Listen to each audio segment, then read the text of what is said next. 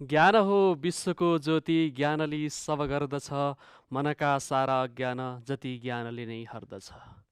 आज हामी अल्छी गरी यसै बस्दै गयौँ भने समय बितेर जान्छ, मानिस पछि पर्दछ। नमस्कार, म माधव भुषाल, नेपाली शिक्षक। सम्पूर्ण विद्यार्थी भाइ बहिनीहरूमा अन्तर्मनदेखि नै शुभभाव अर्पण गर्न चाहन्छु। प्रभातकालीन नमस्कार सम्पूर्ण जनता टेलिभिजन हेर्नुहुने सम्पूर्ण दर्शक तथा विद्यार्थी महानुभावहरूमा। र आज म नेपाली विषयसँग सम्बन्धित भएर विगतका श्रृङ्खला जस्तै, विगतका कक्षाहरू जस्तै आज पनि म नेपाली विषयलाई अध्यापन गर्नेछु र नेपाली विषयसँग सम्बन्धित भएर नेपाली विषयको एउटा व्याकरणका केही अङ्गसँग सम्बन्धित भएर म आजको कक्षामा अध्यापन गर्नेछु र आजको कक्षा पनि विद्यार्थी भाइ बहिनीहरूका लागि केही फलदायी हुनेछ भन्ने मैले आशा लिएको छु। र विद्यार्थी भाइ बहिनीहरूलाई कक्षालाई अलिकति रोचक बनाउनका लागि सर्वप्रथम म लेखनाथ पौडेलको तरुण तपस्वी नव्य काव्यबाट एउटा कवितांश भन्छु, जुन एउटा हिंसा हत्याले कस्तो अवस्था सिर्जना गर्छ त्यहाँनिर उनले राखेको त्यति बेलाको समयको एउटा दार्शनिक दृष्टिकोणलाई समेटिएर प्रस्तुत गरिएको एउटा कवितांशलाई म प्रस्तुत गर्न चाहन्छु। चरीले छादेको फगत दुई थो पारगतमा, डुबेको नै देखे सकल पृथ्वी त्यही बखतमा। दिशा देखे मैला वरिपरि सबै शैल धमिला, नदी देखे काली शिव शिव उनै पुण्य सलिला।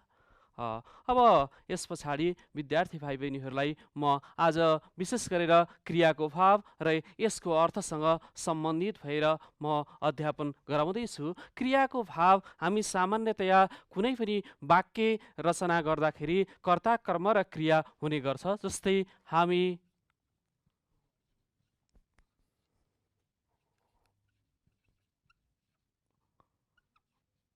अध्ययन गर्छौँ, वाक्यमा कर्ता, कर्म र क्रियापद यो तीनवटा कुराको के हुन्छ, संयोजन हुन्छ। कर्ता, कर्म र क्रियाको सम्मिलनद्वारा नै यो वाक्य पूर्ण बन्ने गर्दछ। र आज म तपाईहरूलाई यो अर्थले पार्ने प्रभाव र अर्थले भावमा कस्तो, क्रियाले भावमा कस्तो प्रभाव पार्छ त्यस विषयसँग सम्बन्धित भएर म अध्यापन गराउँदैछु। वास्तवमा कर्ता र कर्मले भन्दा पनि क्रियाले गर्दा नै त्यसको आशय व्यक्त गरिएको हुन्छ, अथवा वक्ताको आशयलाई क्रियाले कसरी व्यक्त गरेको हुन्छ, कुन कुन प्रसङ्गमा कस्ता कस्ता क्रियापदहरू राख्दाखेरि यो उपयुक्त हुन्छ, यो यसका बारेमा चर्चा गर्नेछु। र विशेष गरेर क्रियाका भाव र अर्थको चर्चा गर्दाखेरि म सर्वप्रथम विद्यार्थी भाइ बहिनीहरूलाई यसको सामान्य अर्थ, विशेष गरेर 5 प्रकारका सामान्य अर्थ, आज्ञार्थ, सम्भावनार्थ, इच्छार्थ र सङ्केतार्थ गरेर 5 प्रकारका क्रियाका भाव अथवा अर्थहरू व्याकरणमा उल्लेख गरिएको छ र तपाईँहरूका लागि पनि यो यति नै उपयुक्त हुन्छ। र कक्षा 9 का विद्यार्थी भाइ बहिनीहरूले यस विषयमा तपाईँहरू चाहिँ अभ्यस्त हुनुभयो भने भोलिका दिनमा चाहिँ तपाईँहरूको उत्तर लेखनमा अथवा व्याकरणिक क्षेत्रमा चाहिँ तपाईँहरूको राम्रो दखल रहन्छ। र यहाँनिर वक्ता वा लेखकको मानसिक आशयलाई व्यक्त गर्ने क्रियापदका विविध रूपलाई क्रियाको भाव वा अर्थ भनिन्छ है। र वक्ता वा लेखकको व्यक्त गर्ने क्रियाका विविध रूपलाई अर्थ भनिन्छ। अर्थात् के भन्छ भन्दा क्रियापदको भावात्मक अर्थलाई, यसले व्यक्त गर्ने भावलाई अथवा आशयलाई हामी चाहिँ के भनिन्छ अथवा यसको अर्थ भनेर हामी बुझ्न सक्छौँ। र यस्ता क्रियापदले वक्ताको मनोभाव अथवा मनको आशयलाई मौखिक वा लिखित रूपमा व्यक्त गरेका हुन्छन्। र यसमध्ये सामान्य अर्थका बारेमा हामी सर्वप्रथम चर्चा गर्छौँ। सामान्य अर्थ, 1 नम्बरमा हामीले सामान्यार्थका बारेमा चर्चा गर्छौँ। सर्वप्रथम सोधिने सामान्य अर्थ भन्नाले सामान्य अभिप्राय अथवा आशय क्रियापदले व्यक्त गरेको छ भने त्यो वाक्य सामान्य अर्थ हो। जस्तै हामीले कुनै उदाहरण हेर्न सक्छौँ, यही पनि म तपाईँहरूलाई उदाहरण देखाउन सक्छौँ। जस्तै मैले परीक्षा दिएँ है, मैले परीक्षा दिएँ, त्यसले सामान्य अर्थ व्यक्त गर्न खोजेको छ है। र तिमी असलमा मान्छे बन्छौ, महाकविले राम्रा कविता लेखे, हामी परीक्षा दिन्छौँ है, यो सामान्य अर्थ। यो चाहिँ जुनसुकै क्रियापदको पनि हुनसक्छ। जस्तै महाकविले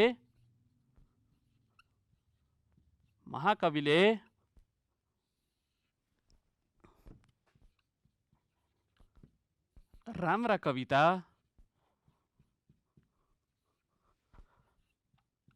लेखे, यसले पनि के गर्यो भन्दा सामान्य अर्थलाई सङ्केत गरेको छ, सामान्यलाई। अब यो चाहिँ जुनसुकै कालका र पक्षका हुने गर्दछ। सामान्य अर्थ जुनसुकै काल र पक्षका वाक्यहरू यो भित्र समाविष्ट हुन्छन्। जस्तै प्रश्न व्यक्त गर्ने वाक्यहरू पनि यसभित्र नै समाविष्ट हुन्छन्। जस्तै यसले चाहिँ कुनै सकारात्मक अथवा नकारात्मक धारणा राख्ने वाक्यहरू पनि सामान्य अर्थभित्र नै प्रयुक्त हुन्छन्, अथवा सकारात्मक र नकारात्मक यो धारणा राख्ने वाक्यहरू पनि यसभित्रै समाविष्ट हुने गर्दछन्। र विशेष गरेर सकारात्मक र नकारात्मक धारणा राख्ने वाक्यहरूले पनि के गर्छ, यसलाई चाहिँ ओजिलो बनाउने काम गरेको हुन्छ। र यसमा चाहिँ प्रश्नवाचक अथवा प्रश्नार्थमूलक वाक्यहरू पनि यसभित्र समाविष्ट गरिएको हुन्छ। प्रश्नार्थमूलक वाक्यहरूले पनि के गर्छ, यसलाई सहयोग पुर्याएको हुन्छ। जस्तै सागर विद्यालय जान्छ भन्ने अवस्थामा सागर विद्यालय जान्छ कि जाँदैन त, त्यसलाई व्यक्त गर्न पनि के गरेको हुन्छ भन्दा यसले महत्त्वपूर्ण भूमिका निर्वाह गरेको हुन्छ। यहाँ प्रश्न चिन्ह स्थापित गरिएको छ, तर पनि के गरेको छ, यसले सामान्य अर्थलाई नै सङ्केत गरेको छ। सागर कर्ता हो भने विद्यालय कर्म हो र जान्छ क्रियापद हो। यो भित्र जान्छले के गरेको छ भन्दा सामान्य अर्थलाई व्यक्त गरेको छ। सकारात्मक अथवा नकारात्मक जुनसुकै भावका के हुन्छ, क्रियापदहरू चाहिँ यसमा चाहिँ समाविष्ट हुन्छन् सामान्य अर्थभित्र। यति मात्र होइन, कुनै पनि कालका भूतकाल, वर्तमानकाल अथवा भविष्यकाल जुनसुकै कालका जुनसुकै पक्षहरू पनि यो भित्र समाविष्ट हुन्छन्। जस्तै भूतकालका पाँचवटै पक्षका वाक्यहरू पनि यो भित्र समाविष्ट हुन्छन्, र त्यस्तै गरेर वर्तमान कालका पनि तीनवटै पक्षहरू यो भित्र समाविष्ट हुन्छन्, र जुनसुकै काल र जुनसुकै पक्षका वाक्यहरू यो भित्र समाविष्ट हुन्छन्। त्यस्तै अर्को उदाहरण राखौँ, हामी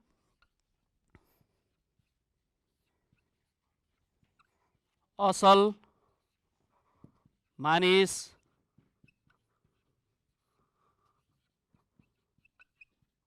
बन्छौँ। हामी के भन्छौँ, असल मानिस बन्छौँ। अथवा यहाँ असल मानिस बन्नका लागि के छ, यहाँ हामी बन्छौँ भन्ने अर्थ यसले व्यक्त गरेको छ। यसले पनि के गर्छ भन्दा सामान्य अर्थलाई नै सङ्केत गरेको छ। र सामान्य अर्थका बारेमा हामी केही अभ्यस्त भयौँ हो, अथवा वक्ता वा लेखकको मानसिक आशयलाई व्यक्त गर्ने कुरा अथवा जुनसुकै काल र पक्षसँग सम्बन्धित भएर रचना गरिने कुरा पनि सामान्य अर्थभित्र समाविष्ट हुने गर्दछ। र सामान्य अर्थमा हामीले यो कुरा बुझ्नु पर्यो, सकारात्मक अथवा नकारात्मक धारणा दिने जुनसुकै वाक्यहरू पनि यसभित्र समाविष्ट हुने रहेछन्। र सामान्य अर्थमा हामीले के जुनसुकै काल र पक्षसँग सम्बन्धित वाक्यहरूलाई पनि समाविष्ट गर्न सक्ने रहेछौँ। त्यही भएर यो भूतकालको हो अथवा भविष्यकालको हो भनेर हामी अल्झिनुपर्ने अवस्था हुँदैन, अथवा अधिकांशले वर्तमान कालको मात्रै हो भनेर पनि समावेश गर्ने गरेको पाइन्छ, तर त्यसरी होइन। यसमा जुनसुकै पक्षका जुनसुकै कालका वाक्यहरू पनि समाविष्ट हुने गर्दछन्। यसले के गर्छ, हाम्रो एउटा लेखनमा हामी चाहिँ के छौँ, पक्का छौँ भन्ने कुरा चाहिँ यसले के गर्छ, प्रकाश पार्ने काम गर्दछ। सामान्य अर्थ पश्चात तपाईहरूलाई दोस्रो नम्बरमा आज्ञार्थ।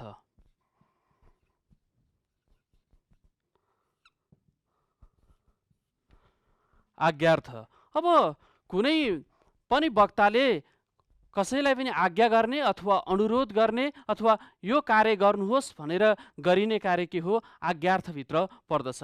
आज्ञार्थले अरूलाई अनुरोध गर्ने, आदेश गर्ने गर्दछ।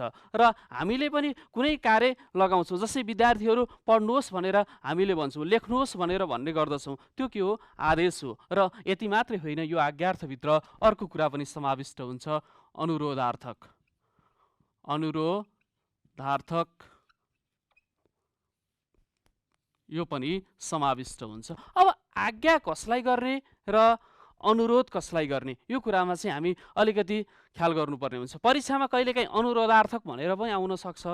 त्यो आएको खण्डमा त तपाईँहरूलाई अलिकति सहज हुनसक्छ, सजिलो हुनसक्छ, तर कतिपय अवस्थामा भने केवल आज्ञार्थ मात्रै हुने गर्दछ र यो अवस्थालाई हामीले ख्याल गर्नुपर्ने हुन्छ। र आज्ञार्थ हुनका लागि अरूलाई के गर्नुपर्ने हुन्छ? आदेश दिनुपर्ने हुन्छ, अथवा अरूलाई कुनै पनि, यसलाई अङ्ग्रेजीमा अर्डर भने के गर्छ? अर्डर भनेको के? आदेश। अब यहाँ अनुरोध पनि समाविष्ट हुन्छ। अब जस्तै त तिमी छ भने त्यहाँ अथवा के छ, त्यसलाई त तिमीमा चाहिँ आज्ञा हुने भयो भने के छ? तपाईँ, हजुर इत्यादि प्रयोग गर्दाखेरि अथवा उच्च आदरार्थी शब्दहरू, उच्च आदरार्थी सर्वनाम हुँदाखेरि के गर्नुपर्छ? अनुरोधार्थकलाई चाहिँ हामीले बढी प्राथमिकता दिनुपर्ने हुन्छ। र विशेष गरेर वक्ताको आशय यसमा व्यक्त गर्ने काम गरिन्छ। जस्तै जा, खा, पढ, जाऊ आदि इत्यादि धातुहरू यसमा प्रयोग हुन्छन्। जा, खा, पढ यस्ता धातुहरू यसमा प्रयुक्त हुन्छन् है। र कुनै पनि व्यक्तिलाई जा भन्ने अर्थमा, जानु भन्ने अर्थमा जा धातु प्रयोग गरिन्छ भन्दा खानु भन्ने अर्थमा खा धातु प्रयोग गरिन्छ। र यसरी पढ्नु भन्ने अर्थमा पढ धातु प्रयोग हुन्छ। र यसरी चाहिँ के हुन्छ? यसमा वाक्यहरू निर्माण हुन्छ। जस्तै हामीले यसैसँग सम्बन्धित भएर अरू पनि वाक्यहरू निर्माण गर्न सक्छौँ। जस्तै अब तिमी विद्यालय जाऊ, एउटै श्रृङ्खलामा जस्तै 5वटा अथवा 4वटा आज्ञार्थमूलक क्रियापदको प्रयोग गरी आफ्नो भाइलाई अथवा बहिनीलाई परीक्षाको तयारीमा जुट्न आग्रह गर्दै एउटा अनुच्छेद निर्माण गर्नुहोस् भनेर तपाईँहरूलाई परीक्षामा पनि सोध्न सक्छ है। यसरी सोधिने प्रश्नहरूमा हामीले सिलसिलाबद्ध रूपमा लेख्नुपर्ने हुन्छ। यो श्रृङ्खलाबद्ध रूपमा चल्ने एउटा धारणा आफूमा पनि त्यो विकास गर्नुपर्ने हुन्छ। अब यो आज्ञार्थ त हो, आज्ञार्थले एउटा मात्रै वाक्यलाई परिवर्तन गर्न मात्रै हामी अभ्यस्त नभएर यसबाट अनुच्छेद पनि निर्माण गर्न सक्नुपर्छ। जस्तै के हुनुपर्छ? आज्ञार्थ फेरि तपाईँहरूले यो कुरा बुझ्न आवश्यक छ कि प्रथम पुरुषमा कहिल्यै पनि आज्ञार्थ हुँदैन। म, हामीलाई कहिले आज्ञा हुन्छ, म, जा हुन्छ, कहिल्यै पनि हुँदैन। त्यस्तै तृतीय पुरुषमा पनि ऊ, जा हुन्छ, उनीहरू जा हुन्छ, कहिल्यै हुँदैन। त्यही भएर यो केवल के हुन्छ? त, तिमी, तपाईँ, हजुर इत्यादि, अर्थात् द्वितीय पुरुषमा मात्रै यो प्रयोग हुन्छ। यो केमा हुन्छ? द्वितीय पुरुषमा मात्रै यसको प्रयुक्त हुन्छ, द्वितीय पुरुषमा है। अब यसको के रहेछ भन्दा तपाईँ विद्यालय जानुहोस् अथवा तिमी विद्यालय जाऊ अथवा तिमीले गृह कार्य गर, यसरी चाहिँ त, तिमी, तपाईँ, हजुर जस्ता सर्वनामहरूको प्रयोग चाहिँ यसमा हुने रहेछ। यसले के गर्छ? आज्ञार्थ गर्नका लागि लक्षित वर्ग, लक्षित क्षेत्र चाहिँ अथवा ती व्यक्तिहरू हुन् भन्ने कुरा जनाउँछ, जसले के गर्छ? द्वितीय पुरुषका व्यक्तिहरूलाई अथवा सर्वनामहरूलाई, तिनीहरूलाई चाहिँ यसमा समाविष्ट गर्नुपर्ने हुन्छ। जस्तै अब यहाँ मैले एउटा अनुच्छेद भन्दैछु, तिमी विद्यालय जाऊ, अनुशासनको पालना गरेर पढ है। लगातार त्यसलाई सिलसिलाबद्ध रूपमा बाँध्न सकियो है। तिमी विद्यालय जाऊ, अनुशासनको पालना गरेर पढ, परीक्षामा राम्रो अङ्क ल्याऊ, परीक्षामा राम्रो अङ्क ल्याऊ, उज्जवल जीवन बनाउने प्रयत्न गर। तिमीले के गर भन्दा आफ्नो जीवनलाई उज्जवल अथवा समुज्जवल बनाउने प्रयत्न गर र समाज र राष्ट्रको उदाहरणीय बन। समाजका लागि एउटा आदर्श मार्गदर्शकका रूपमा अथवा समाजलाई एउटा उदाहरणीय व्यक्तिका रूपमा बन भनेर बन त्यहाँ प्रयोग गरेको छ है। बन भनेर, बन धातुबाट बन। राष्ट्रको सेवा गर, के गर? अनि राष्ट्रको सेवा गर। यसरी सिलसिलाबद्ध रूपमा हामीले आज्ञार्थसँग सम्बन्धित भएर आज्ञार्थमूलक क्रियापदको प्रयोग गरेर अनुच्छेद निर्माण गर्न सक्छौँ। यसले तपाईँहरूको लेखाइ सिलसिलाबद्ध रूपमा छ भन्ने कुरा के हुन्छ? यसको मूल्याङ्कन हुन्छ यसले। र तपाईँहरूलाई परीक्षामा धेरै जस्तो नौकक्षालाई यसरी नै पनि सोधिन्छ। वाक्य परिवर्तन मात्रै नभएर अनुच्छेद रचना गर्नका लागि पनि यसमा आह्वान गरिएको हुन्छ। यो कुरालाई तपाईँहरूले ध्यान दिनुपर्ने हुन्छ। जस्तै यसमा चाहिँ धातुपछि अ, उ, ओ, नुहोस् नुबाट बन्दछ। जस्तै अ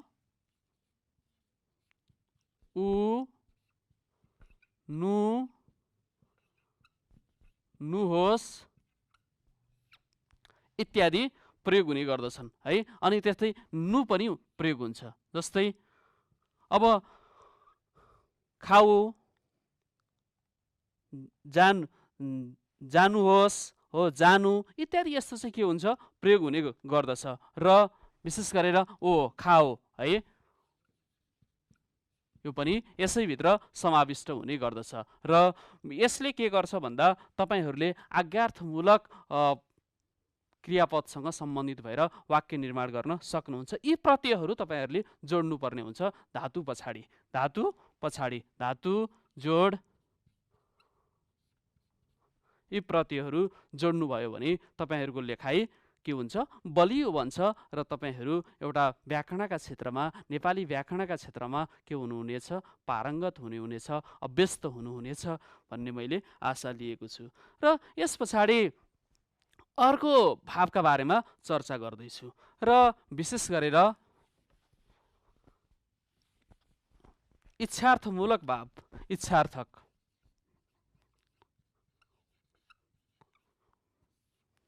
कसैको इच्छा अथवा चाहनालाई व्यक्त गर्ने कसैको इच्छा अथवा चाहना बमोजिम कुनै पनि कार्य गर्ने भाव कुनै पनि क्रियामा छ भने त्यो के हो इच्छार्थमूलक के हो वाक्य हो अथवा त्यो भाव व्यक्त भएको क्रियापद हो। र वक्ताको इच्छा आशीर्वाद उपदेश प्रार्थना आदि भाव व्यक्त गर्ने क्रियापदलाई के भनिन्छ इच्छार्थमूलक भाव भनेर इच्छार्थमूलक भावका क्रियापद भनेर भनिन्छ। जस्तै तिमी सफल भए है तिमी सफल भए तिमी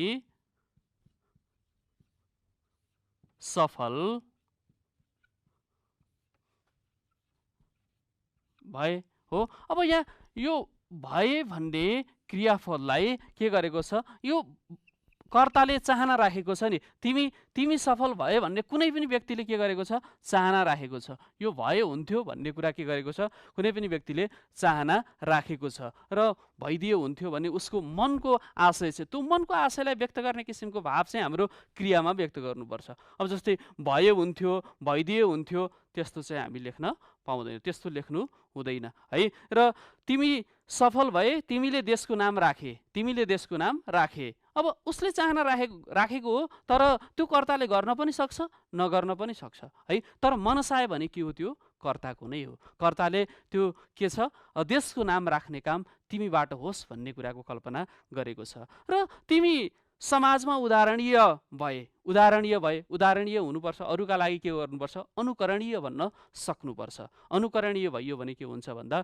त्यो चाहिँ के हुन्छ अरूका लागि पनि फलदायी हुन्छ र आफू त एउटा के हुन्छ आदर्श व्यक्ति नै हुन्छ। यसरी सिलसिलाबद्ध मिलाउनुपर्छ। आदर्श व्यक्ति बने मैले लगातार भने तिमी सफल भए तिमीले देशको नाम राखे समाजमा उदाहरणीय भए आदर्श व्यक्ति बने। अब यसरी सिलसिलाबद्ध रूपमा यसमा पनि हामी के गर्न सक्छौँ अनुच्छेद निर्माण गर्न सक्छौँ। जस्तै धातु जोड उ औ एस ए नुहोस् जस्ता प्रत्ययहरू जोडिन्छ है। एस नुहोस्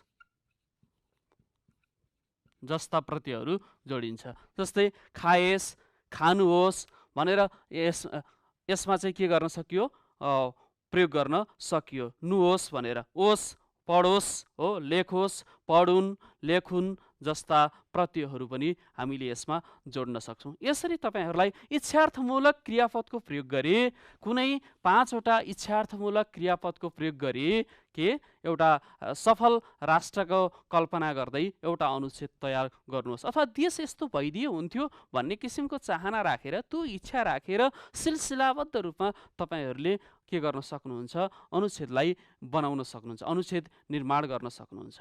र त्यो अनुच्छेदको लेखाइले के गर्छ तपाईहरूलाई एउटा स्थापित के बनाउँछ एउटा क्रियाको भावलाई अथवा आशयलाई बुझ्ने व्यक्तिका रूपमा बुझाउँछ।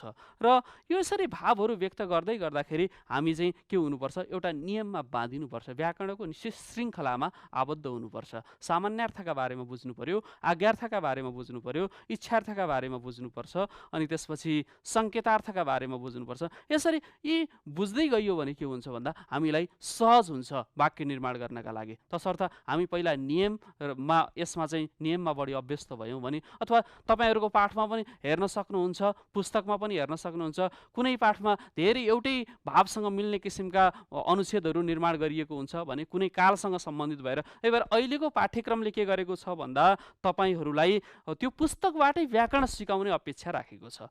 र तपाईँहरूले पनि के गर्नुपर्छ, त्यहाँ हेर्दाखेरि अलिकति गहिरिएर हेर्नुभयो भने कुनै भावसँग सम्बन्धित छन् भने कुनै के छ कालसँग सम्बन्धित छन्, त्यो कुरा चाहिँ तपाईँहरूले ख्याल गर्न सक्नुहुन्छ। हरेक पाठहरूमा यो फरक फरक तरिकाले व्याकरण त्यही सिकाउन खोजिरहेको छ। हामीले व्याकरणलाई छुट्टै अङ्गका रूपमा मात्रै नलिएर के गर्न, पाठसँगै व्याकरण सिक्ने पनि प्रयत्न गर्नुपर्छ। र त्यहाँ खोजेर आफूले अध्ययन गर्न थाल्यौँ भने हाम्रो व्याकरणको सिकाइ अझ के हुन्छ, प्रभावकारी हुन्छ। नियमबाट भन्दा प्रयोगबाट पनि हामी सिक्न सक्छौँ। र के हुँदो रहेछ, तिमी सफल भए, तिमीले देशको नाम राखे, समाजमा उदाहरणीय भए, आदर्श व्यक्ति बने। र यसरी धातु प्लस उ, औ, ए, एस, नुओस, ओस, योस, उन, युन आदि हामी के गर्न सक्छौँ, यसमा इच्छार्थकमा प्रयोग गर्न सक्छौँ। यसले पनि के गर्छ भन्दा तपाईँहरूको लेखाइलाई अलिकति के गर्छ, बलियो बनाउने काम गर्दछ। अब त्यसै गरेर विद्यार्थी भाइ बहिनीहरूलाई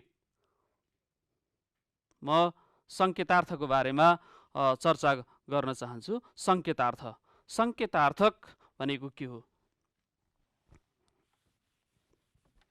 सङ्केतार्थक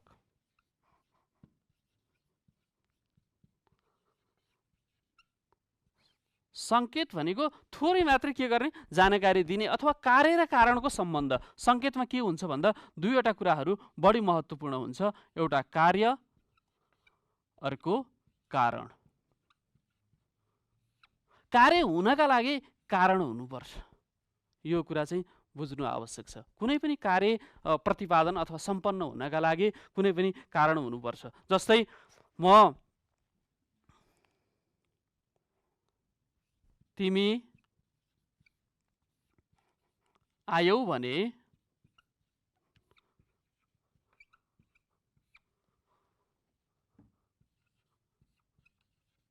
म आउँछु है। अब यहाँ हेर्नुहोस् त, यो वाक्यमा कार्य र कारण कहाँ छ? अब म आउनुको पछाडि केही न केही कारण लुकेको छ, यो कार्य हो भने अब यसको पछाडि कारण छ। कार्य र कारण तपाईहरूले बुझ्नु आवश्यक छ। अब यो म आउनुको पछाडिको कारण के हो? तिमी आयौ भने के छ, तिमी आउनुपर्छ अनि मात्रै के आउँछु, म आउँछु। यो चाहिँ के छ, यिनीहरू बिचमा सम्बन्ध रहेको छ, नजिकको सम्बन्ध रहेको छ। र धातु प्लस यहाँनिर चाहिँ धातु प्लस ए हुनुपर्छ है, भन प्लस ए है। भन प्लस ए भएर के भयो भने यसरी के भएको छ, यो वाक्य निर्माण भएको छ। त्यही भएर के रहेछ, कार्य र कारणको सम्बन्ध यसमा हुने रहेछ। र यसमा एउटाले कार्यको काम गर्छ भने अर्काले के गर्दो रहेछ, कारणको काम गर्ने रहेछ। यो समापक असमापक दुवै हुन्छन् है। यहाँ भने तिमी आयौ भनेको छ, यहाँ पूर्ण भएको छ भने यो असमापक पनि हुन्छ, कहिलेकाहीँ वाक्य पूर्ण नभएको अवस्था पनि हुन्छ। जस्तै तपाईँ यहाँ आउनु भए राम्रो हुन्थ्यो, तपाईँ यहाँ आउनु भएमा पनि के भएको छ, त्यहाँ पूर्ण भएको छैन वाक्य, र त्यो के हुन्थ्यो, राम्रो हुन्थ्यो भनिएको छ। त्यो राम्रो हुनका लागि कारण के लुकेको छ भन्दा तपाईँ यहाँ आउनु भएको छ। हजुरको यहाँ सवारी भए अथवा हजुरको यहाँ आगमन भएदेखि के हुन्थ्यो, त्यो राम्रो हुन्थ्यो, अथवा त्यो भयो मात्रै के हुन्छ, त्यो ठिक हुन्छ भन्ने आशय व्यक्त गर्न खोजिएको छ। अब तिमी सफल भयो भने सबै खुसी हुन्छन्। अब यहाँ हेर्नुहोस् त, तिमी सफल भयो भने के हुन्छ, सबै खुसी हुन्छन् हो। कार्य र कारणको सम्बन्धलाई देखाउने काम क्रियापदको भावलाई सङ्केतार्थ हो। यसरी के भएको छ भन्दा कार्य र यसमा रहेका दुईवटा क्रियापदमा एउटाले कारणको र अर्काले के गरेको छ कार्यको काम गरेको छ र क्रियापदहरू समापक र असमापक दुवै हुन्छन्। तिमी सफल भयौ भने सबै खुसी हुन्छन्। के रहेछ सफल हुनुको पछाडि के रहेछ भन्दा के रहेछ कुनै पनि सबै खुसी हुनुको पछाडि के रहेछ भन्दा तिमी सफल हुनु रहेछ। र पानी परेन भने खेती कसरी गर्छौ। अब यो के रहेछ भन्दा सकारात्मक पनि मात्रै रहेनछ, त्यो नकारात्मक धारणा राख्ने कुरा अथवा त्यो आशय व्यक्त गर्ने कुराहरू पनि आउँदै रहेछ। जस्तै पानी परेन भने खेती कसरी गर्छौ, परेन भने भनेको छ। अब त्यो खेती नहुनुको कारण, खेती कसरी गर्नुको कारण, खेती नगर्नुको कारण के रहेछ भन्दा पानी नपर्नु रहेछ। त्यही भएर यसलाई पनि हामीले ख्याल गर्नुपर्ने हुन्छ। अनि त्यसपछि दिनभरि लेख्दा थकाइ लाग्छ। अब थकाइ लाग्नुको कारण के हो त त्यो कुरा पनि हामीले बुझ्नु आवश्यक छ। त्यो थकाइ लाग्नुको पछाडि केही कारण लुकेको छ। के लुकेको छ दिनभरि लेख्दाखेरि अथवा लगातार अविच्छिन्न रूपमा लेखियो भने के हुन्छ भन्दा त्यसबाट हामीलाई थकाइ लाग्छ। र तपाईँ यहाँ आउनुभयो राम्रो हुन्थ्यो। अब राम्रो हुनुको पछाडि पनि के रहेछ भन्दा तपाईँ यहाँ आउनुको अर्थ रहेछ। अब त्यस्तै सम्भावनार्थका बारेमा म सामान्यतया चर्चा गर्नेछु। सम्भावनार्थक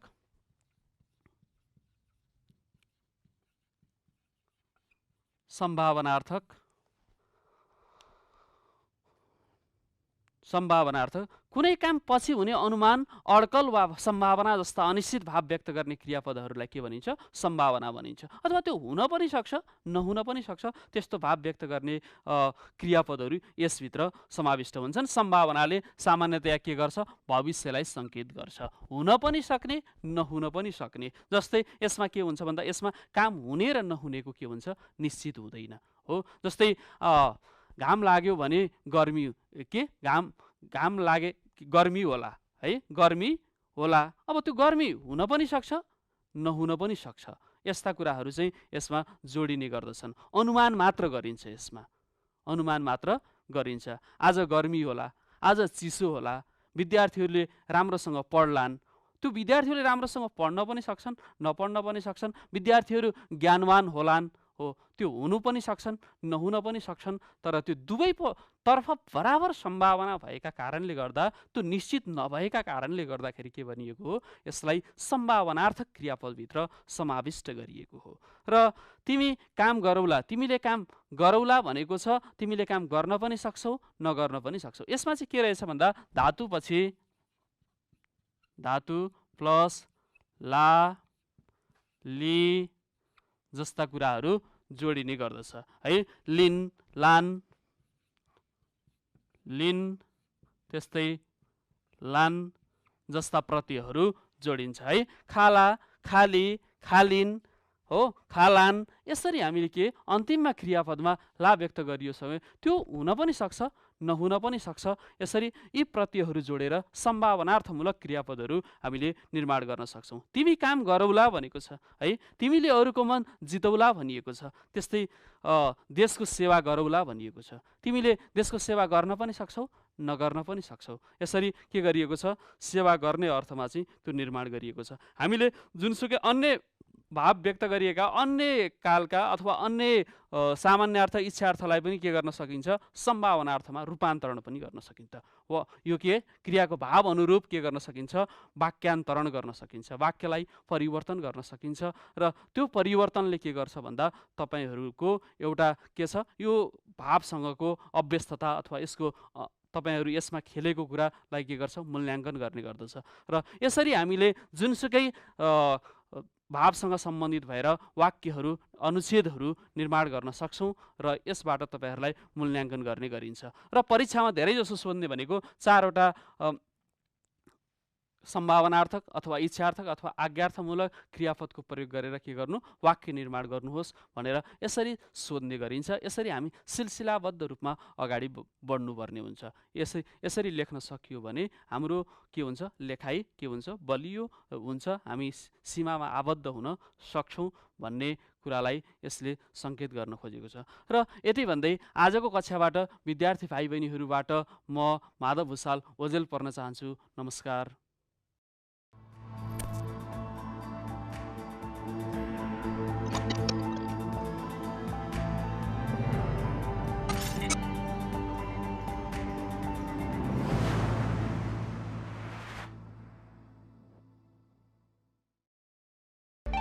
क्याप्सन दूर शिक्षा, सञ्चार, सूचना र मनोरञ्जनको मात्र नभई शिक्षाको माध्यम पनि हो। घरमै सम्भव छ विद्यालयको पढाइ। टेलिभिजनमै